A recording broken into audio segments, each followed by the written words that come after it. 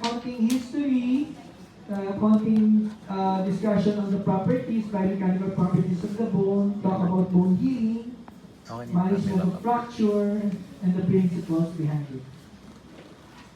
So even before, nung walang, ano pa lang, before Christ, after death, meron na talagang orthopedic management. And napakita yan during one of the expedition in 1903 sa Egypt. May mga Amerikano, pumunta sino siya? Si Professor Elliot Smith, pumunta siya doon sa malapit sa may pyramid. And then they saw yung mga bones na balik, tapos may mga twigs, tapos may mga tali. No? Nakita doon yung femur. Tapos, alam nila na yun ang kinamatay nung taong yun. Because they have not seen any new bone formation din sa buto. Kasi kung yun ay matagal na, di makikita ka dapat doon ng mga new bone formation. Pero dahil nga. But the fact na may splinter, ibig sabihin acute lang. The other one is sa forearm naman. Tapos nakita nila doon sa may fracture site mismo, mayroong mga dahon-dahon doon. So basically, just giving us an idea na it's a form of, stopping bleeding and maybe medicinal. No? So even before, no, mga 400 BC, and Greek and then mga 50 after death ng Romans, meron ng management ng bone. No? So, ginagamit lang nila yung mga plant twigs ng mga bone setters. Yung mga bone setters na lagi merong kahoy na dala ready to And then they have also itong mga dati, di ba, yung plaster of Paris natin, ngayon iniikot na gano'n, di ba? Pero before, parang it's like gum and and flour and egg white, tapos binubuhos lang sa box. Tapos tumitigas yun. Pero they leave a hole there. Kasi after some time, yung swollen leg ay pumapayat. So pagka medyo maluwag na, doon sa bilog na yun, nagpo-pour ulit sila para sisikip ulit. No? So, pero naiba yan ng dumating na yung plaster of Paris. At that time, nag-aaway yung dalawang schools of thought na sinasabi, you have to keep yung fracture immobilized for a long time. And meron naman those people na saying na hindi, dapat yan kaagad ay i-move mo. No? So, to prevent, ito yung tinatawag natin na to avoid yung fracture disease na nagkakaroon ng edema, muscle atrophy, and joint stiffness. And these are the people na So basically, parang na-solve, although hindi naman actually nalaman ko sino yung nanalo dyan. No? It was just really forgotten na biglang na-invent na yung plaster of Paris. Kasi, sort of na-address pareho. There is immobilization brought about by the cast that is applied, but at the same time, the patients are able to move around. Dahil hindi na sila nakatenga lang sa isang lugar. So itong sino na ba ito? Si Thomas. I'm a consultant sa Philippine Orthopedic Center.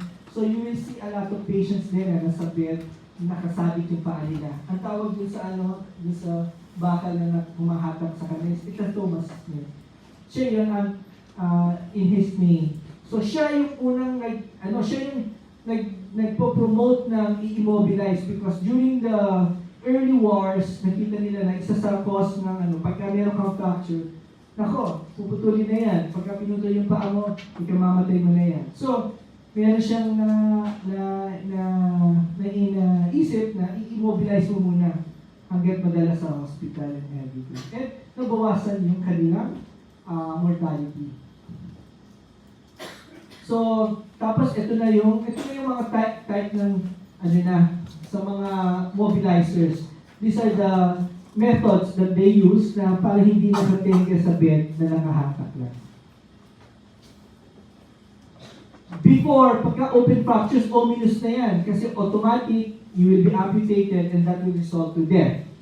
So, kaya pagka, the way to control bleeding dati is, hot iron rod. Pinainit nila tapos, yun lang, yun ang pinaka-kote rin nila. No? Lately lang, after a few decades, they come to know yung ligation of breeders. And then, on the 18th century yung tourniquet.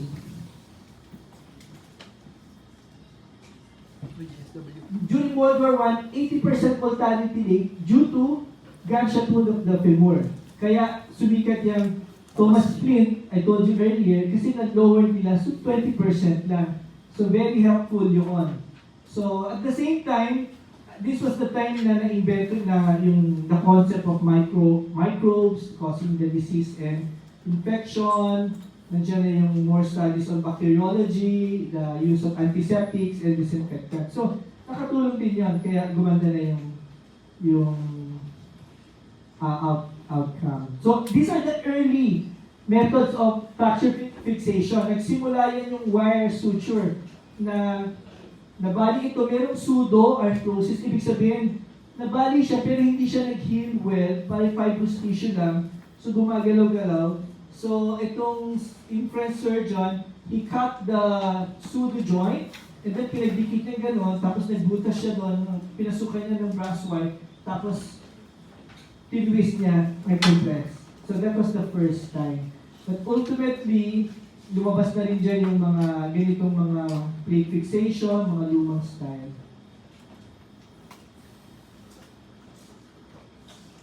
Pero itong si Lambot, ang tinatawag na father of osteosynthesis, siya yung nag-coin ng word na osteosynthesis or stable fixation. And siya na rin yung unang gumawa to make the fixation easy and stable. Meron na rin siyang mga sariling equipment.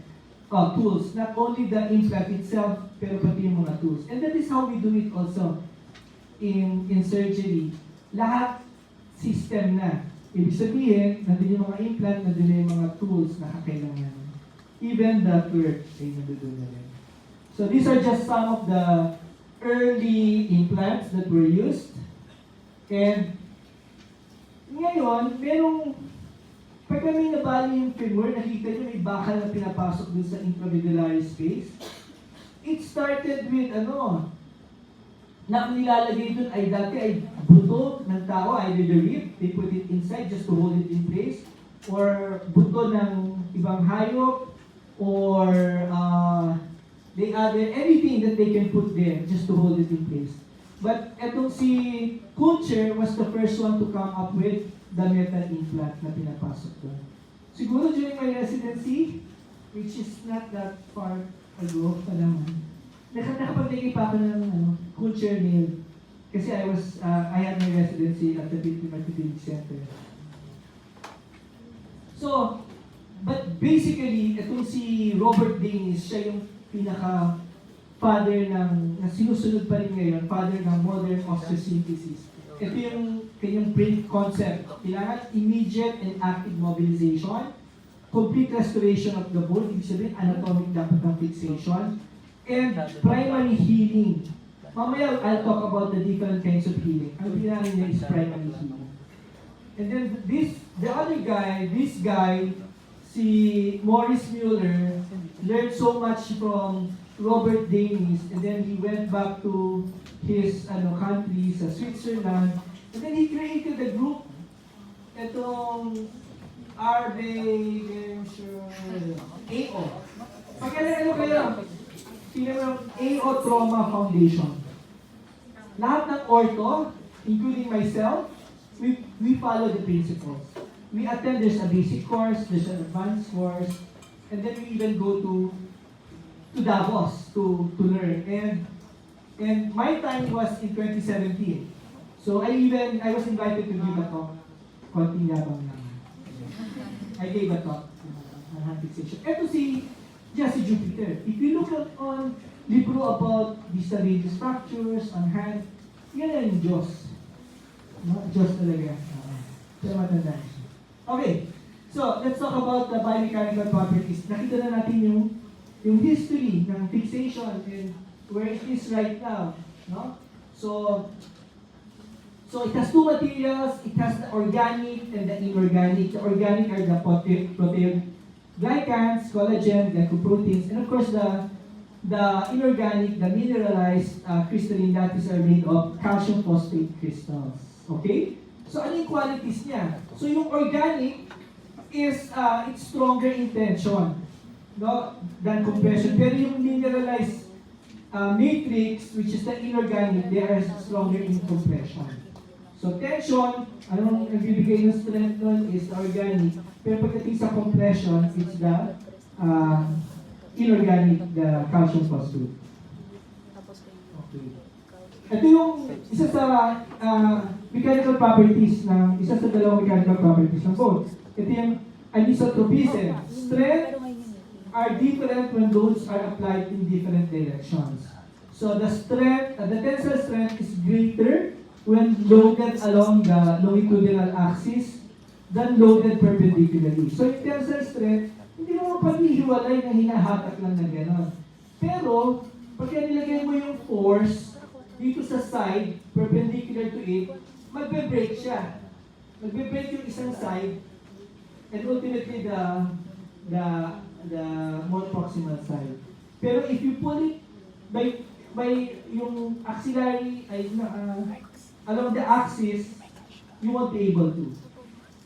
But the cortical bones is weak in tension pagka perpendicular, pero it is stronger in compression. Kaya yung example dyan is yung mga shin, no? So basically, difference between axial loading and transverse loading. Okay? Kaya bihira kang makakita ng accident na mas malaki yung masishatter yung mga tibia pagka nasa perpendicular ang injury nila rather than yung axial nahulog sa from a height na gano'n. Maaaring ibang parts ng katawan ang mababali pero pagdating sa shin, hindi. Okay? Another one is the viscoelasticity. No? Mechanical properties are different when loads are applied at different rates. So, more energy can be absorbed by bone at a higher loading rate, of course, no? Which means more energy absorbed, more damage when failure occurs. So, mas mabigat ang tumama sa iyo, mas malaki ma-absorb, mas malaki yung damage. Di ba? So, another one is elastic component determines the maximum deformity prior to failure, and viscous component determines the time taken to reach maximum deformity. So, pagka yung elasticity, it's just yung talks about the deformity, the strain that is incurred, while the viscosity basically is the time taken, the rate of force that is applied to the bone. So katulad dito, stiffness depends on loading direction. So if you can see, mas stiff pagka ang direction is along the axis, but as it goes transverse, bumababa yung kanyang stiffness, no? And then, ito naman, it shows na the faster the loading is, mas mabilis siyang mag-break. Pero pagka yung slower yung loading, yung rate, it will take some time or more strain to break. Clinical application, basically, higher loading speeds, more energy is absorbed, more damage to bone, more comminuted the fracture is. Okay? Conversely, lower loading speed allows less energy absorbed prior to failure, kaya yung fracture niya is hindi durog, it's just a simple fracture. Okay, let's go to bone healing. Ito yung sinasabi ko. Two types, indirect and direct. You know this already in physiology. Di ba? So, pagka sinabi mong indirect, hindi siya right away bone. May process. May in-between doon bago maging bone. Pagka sinabi mong direct, yung bone ay napalitan ka agad ng bone itself na, mature bone itself na. No?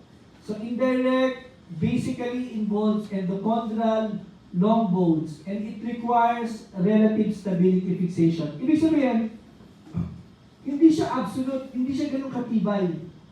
It allows motion. And for indirect healing, it needs motion to produce, to start the process. Pero, sa direct healing, kailangan niya absolute, walang movement. But, kailangan niyan, yung mga bone ay naka-oppose sa, close to the other end. Okay, you will understand this more later. Kagandahan din sa bone is, hindi katulad ng mga peklat sa liver, sa heart, sa skin, every part of the body, pagka na-injure tapos nag-heal, it's a different kind of tissue. Pero pagka bone, it's bone. Kaya pagka nag-heal siya, tabingi man yan o hindi, kasi tibay ng original na bone. That is yung peculiarity ng ating bones. No? So, ito yung indirect healing. So, there's a cartilage ang lagi, undergoes mature bone formation. Sabi ngayon, meron siyang process. Most of the fracture healing is this way, secondary bone healing. Another name is secondary healing. No? Ang nangyayari dyan is, pagka nagkaroon ng bali, magkakaroon ng hematoma, nagkakaroon ng inflammatory cells, and then after that, darating yung, after a certain period, darating naman yung nagpo-produce ng cartilage, no? And then after no, darating naman yung mga osteocytes, magpo-produce naman ng bone cells, and then the last stage is i-remodel na yan. Yun yung process ng indirect or secondary bone healing. So, ito yan. Ayun sinasabi ko sa inyo, yung AO trauma. So, kinuha ko itong slide na ito dun sa website nila. So, that is basically yung inflammatory stage. The first stage, ayan yung initial injury na magkakaroon ng hematoma and inflammatory cells. Then, the second stage is the soft callus stage from 2 to 3 weeks post-fracture, nagkakaroon ng soft callus. Callus are new bone formation. So, it is not that strong, soft pa siya. No? And then the third is the hard callus formation that is 3 to 12 weeks post-fracture. So, matigas na yan. No, makikita mo na sa x-ray na may tumubo ng bagong buto. And then the last is the remodeling stage. And this one takes months to years. Ito na yung dati nakita mong nakaumbok yung butong ganon, tapos tataka ka lalo na sa bata, yung follow-up nila. Hindi mo na makita yung fracture, tapos nag-straighten pa. Nag-remodel na. Okay? So, this is basically the same. Just sa sinabi ko. So, this is an example in direct healing. Nakikita mo ito. So, 3 months after surgery, anong stage ito? So, nasa hard callus stage, di ba? Tapos ito, 6 months after, diretso na. Hindi mo na makita yung fracture. Nasa remodeling stage na kasi siya. Ayan yung intramedullary nail. Na dati kung ano-ano lang, wig, ilalagay nila dyan, o buto ng hayop, o ano. Okay? So, the other one is indirect bone healing. Wala na proseso. Kailangan diretso. Becomes bone itself right away. And it's also called primary bone healing. It is seen during development, particularly sa skull, sa mga flat bones. No? This one requires absolute stability. Unlike yung indirect healing, na kailangan may movement to induce soft callus and hard callus, ito, kailangan to magkadikit na sila, although may bali sila, pero magkadikit na sila, at walang movement at all. Remember, nagkakaroon ka lang ng callus formation pagka may motion. Pagka walang motion, direct healing yun. No? So dito, kailangan, for direct healing to occur, hindi ka naman pwede magkaroon ng direct healing na may gap na ganyan at mag-heal yan ng direct. May requirement yung direct healing. Kailangan, stable siya, pero nakadikit na siyang gano'n. After some time, makikita mo, dugtong na siya. Pero, hindi ka nakakita ng callus. Hindi ka nakakita ng new bone formation doon. Walang mga remodeling. Right away, nakita mo diretso lang. Okay, that is ano. So, in fracture, absolute stability. Okay, so katulad nito, dahil meron siyang plate and screw, no movement. Unlike yung intermedullary nail, naglagay ka lang ng buto, interference fit lang yun, may konting motion yan kasi hindi sakto-sakto. Ito, pagka naglagay ka ng plate and screw, kung saan mo siya tinikit, nandun na siya, it won't move anymore. So that is why you can see that here, it has healed already, and yet you don't see any callus. Okay? So, also factors affecting bone healing, alam niyo naman na yan, patient factors, fracture factors. No? Normally, takes only around 3 to 4 months for bone to heal. Ano yung mga problems with bone healing? You can either, there's non-union, hindi nagdugtong at all. Or there is delayed, masyadong matagal. Or nagdugtong siya, pero tabingi. Ano yung mga types of non-union? Merong atrophic at saka hypertrophic. Ano ba yung definition ng non-union? So, fracture that persists for a minimum of 9 months. 9 months na hindi pa rin nag-heal. Normally, nag-heal na yan. Di ba sabi natin 3 to 4 months. Or something, the most is 3 months. Ito 9 months na wala. So, you can diagnose this as non-union already. You can do intervention. Bakit hindi nag-unionize? Bakit hindi nag-non-union? Number 1 is, baka yung fracture edges, yung biology is poor. No? Wala masyadong cells doon. O kaya devascularize yung fracture site. Or, number 2, hindi stabilized. Galaw ng galaw.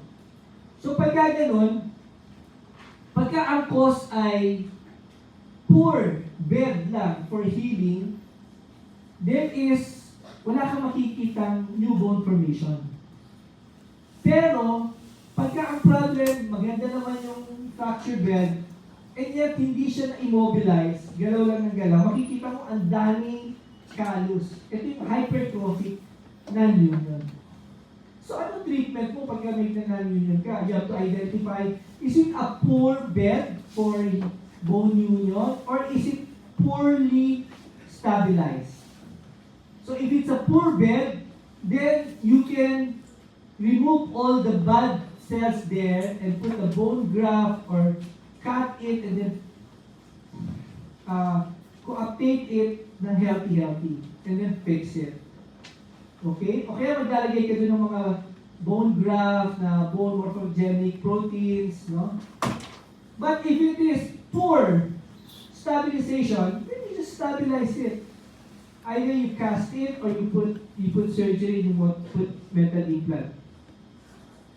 So, pag gaminan nyo yun lang yung choice, no? Yun ang principles of treatment.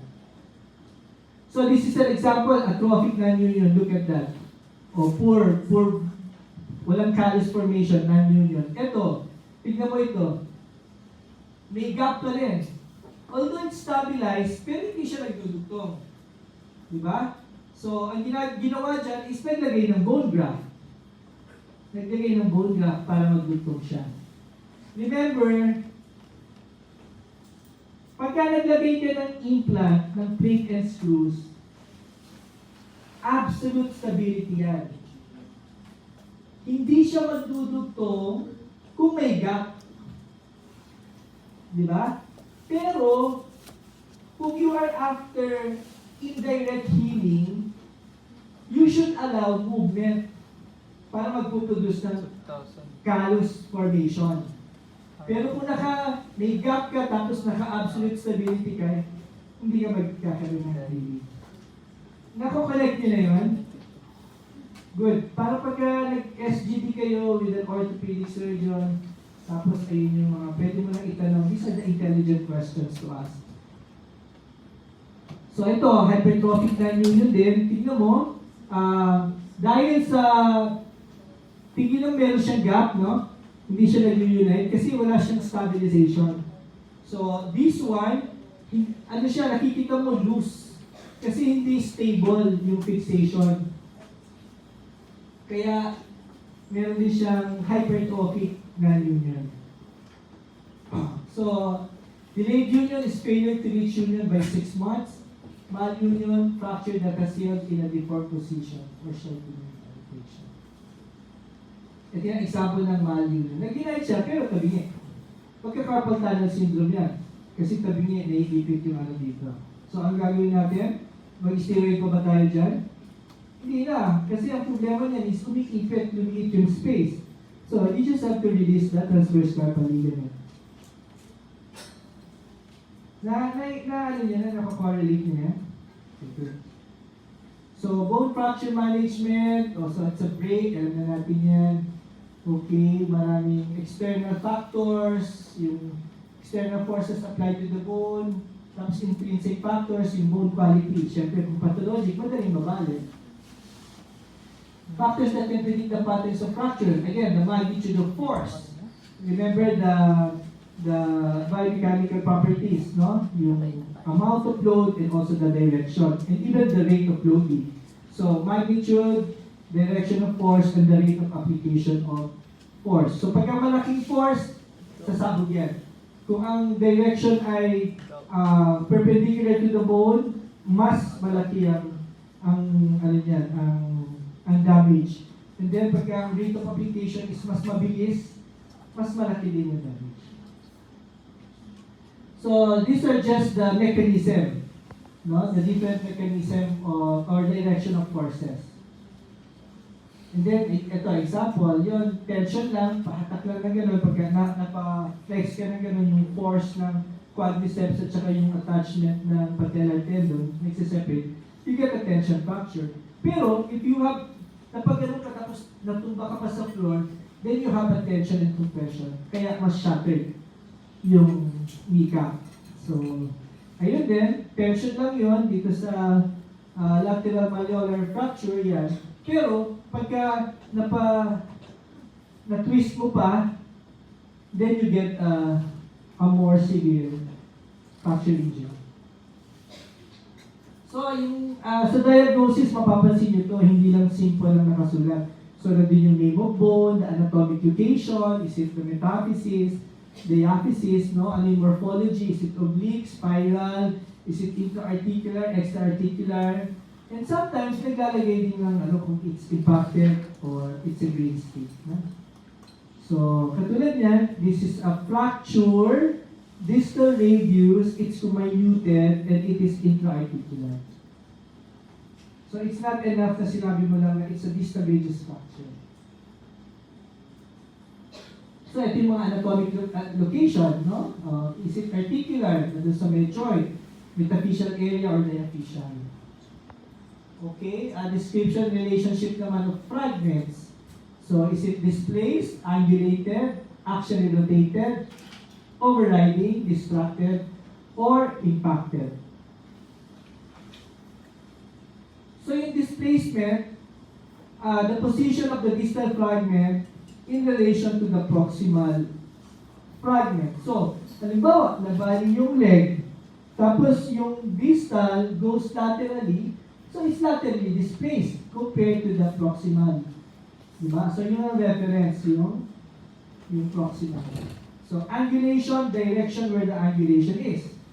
So, nabali kang ganon, naka-point towards the lateral, so laterally angulated or medially angulated. And these are some of the fracture patterns that we identify. So, yan. Relationship with the external environment, it can be simple fracture or it's a closed fracture or it can be a compound or open. So, either from within out, it's the bone, making puncturing the skin, going out, or there's an outside object hitting the bone from outside. So ito yung mga different classifications na ginagamit namin. Ito yung AO ulit.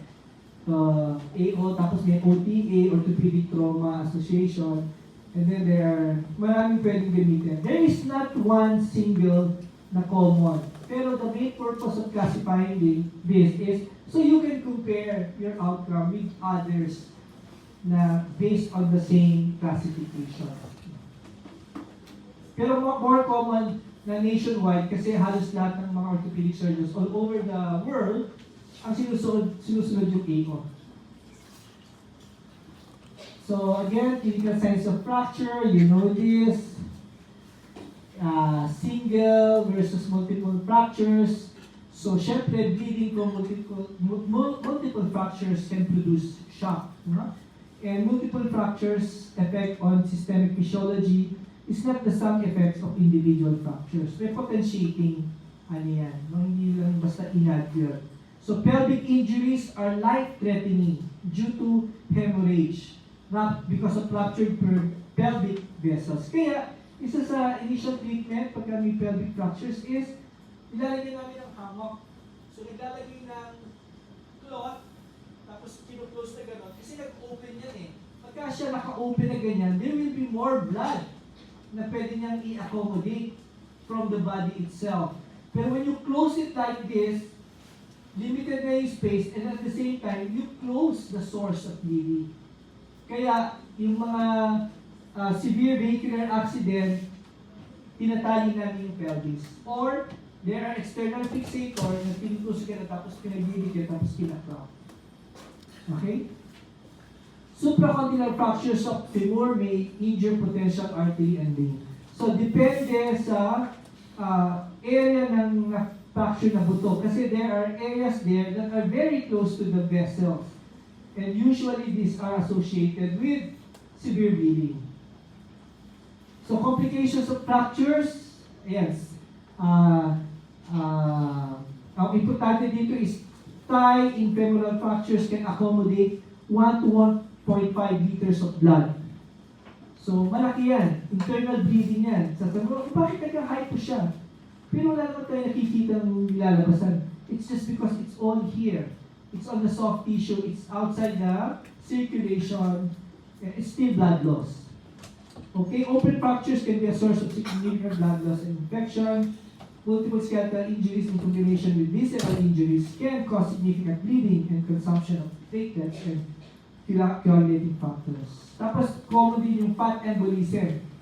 Because of dun sa marrow kasi, there are fats that can be thrown sa mga vessel and it can block the lungs or the brain or even the heart. No? So, these are the things that are important. So, multiple areas of injury increase occurrence of venous thromboembolism. Ito yung sinasabi ko, pulmonary embolism, yung mga fat. No? Early treatment of fractures with correct timing will allow early mobilization and reduce occurrence of the above. So, initial management of fractures, complete assessment, realignment, reduce bleeding as space between fragments is reduced, their compression is lessened. So, longitudinal traction. Pagka inalign mo kasi, most of the time yan kasi nag-override. Tapos we're talking about long bones, ha? And when you put traction, katulad yung, Thomas Clip, kaya mas tumaas yung bumaba yung mortality rate, kasi they put it in traction, then they immobilize you. So, evaluation of the limb, areas of abnormal mobility, integrity of skin, temperature, neurological status, and vascular status. Remember, ortho looks at everything except the content of the skull, the content of the thorax, the abdomen, and the pelvis. All the rest, ortho yan. Things to do after initial evaluation, so splinting. Okay? And then resuscitation, reversal of shock, stabilization of patient, radiographic evaluation, debridement, and definitive treatment. Pwede naman sabay-sabay naman. But of course, ganito pa rin tayo sa ABC. So priorities in treating injured patient, you have to save life. Kaya nga ABC, di ba? So, save life, then limb, then if you can save the whole limb, at least the joint, and then function. Okay? Operative fracture treatment does not have a role in resuscitation. Hindi kagad yan surgical yung ano. So, meron tayong damage control orthopedics. So, it's either if we need to do a procedure, tinatay lang natin or we put external fixator, fast lang just to control it, and then yung definitive will be later on pagka-stabilize na. So, judicious early stabilization of pelvic and femur injuries reduce mortality. Early definitive treatment of fracture may not be warranted and can be detrimental. Kaya yung damage control orthopedics. Isipin mo, meron ng trauma, yung effect nun, and then when you do surgery, that's additional trauma. So, nagkakaroon ng double hit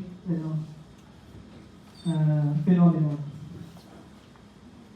So, local fractures objective of reduction is you restore the length, you restore the axis, and restore rotational relationship of fragments.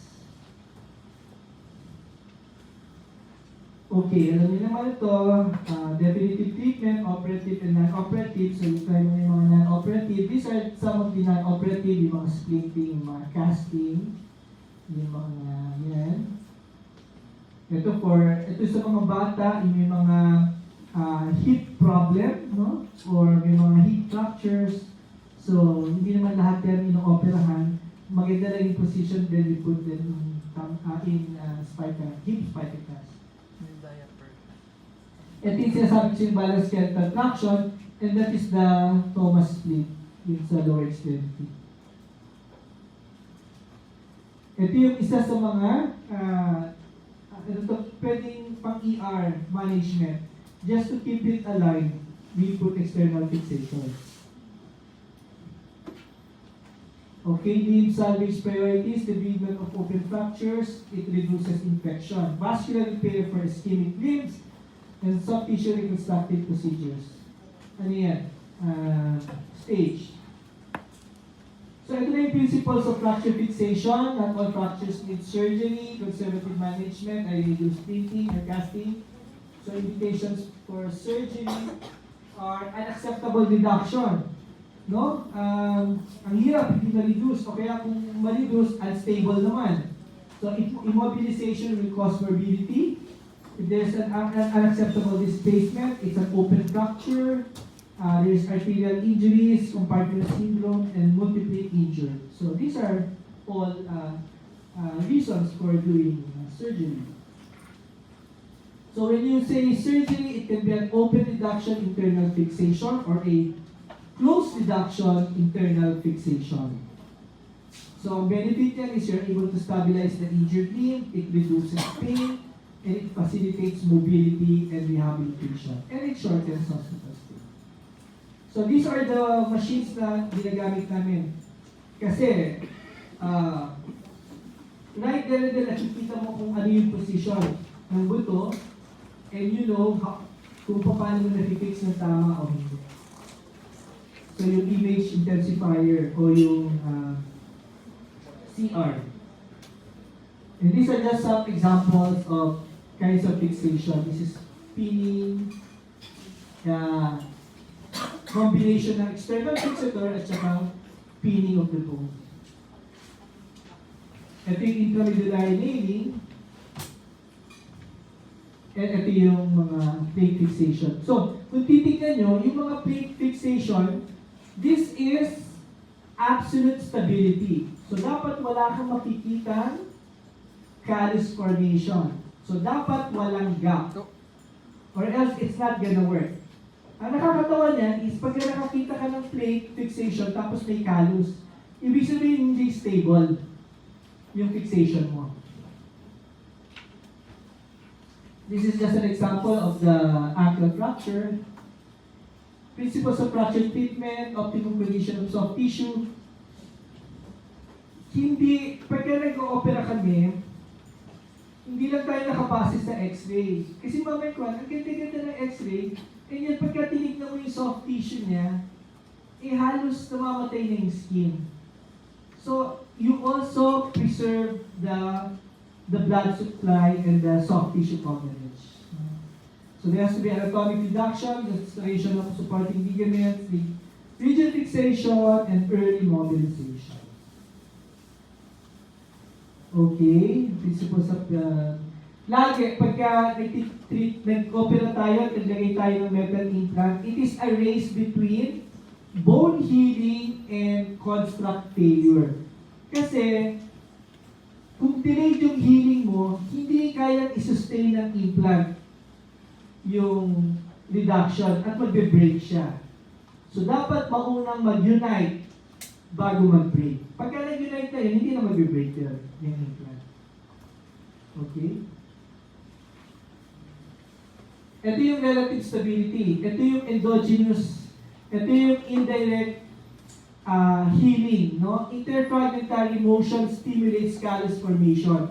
Indirect bone healing or endochondral. Example is yung mga external fixators, intramedullary nailing, at saka yung minimally invasive plating pala. Yung minimally invasive plating, hindi lahat ng holes may screw.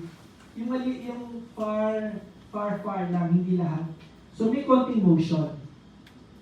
At saka pinaka good example niyan yung pagka yung mga kinakast, makikita nyo yung callus talaga. Because it allows motion. Katulad nito, traction lang ito. So may movement. Nakita mo yung initial gap, after some time, nagkaroon ng callus. Until some time, nag-unite siya. So, pero not yung severe na magkakaroon ka ng non-union. Diba? Pagka sobra naman ang motion, it will lead to non-union. So, this one is another example. Ang nailing, it is not absolute stability. It's relative stability rin. Kaya, nakikita mo yung extra bone na hindi siya sexy yung buto. Yung absolute stability naman, no observed callus. Ito yung paulit-ulit yung sinasabi. It's direct bone healing. It's also called intramembranous. Examples are compression plating, interfragmentary screw fixation. It's ideal for intra-articular fracture fixation which needs anatomic reduction. So, ayan yung mga sa distal radius. Nakikita mo na lang, nag-heal yung distal radius nang walang callus formation.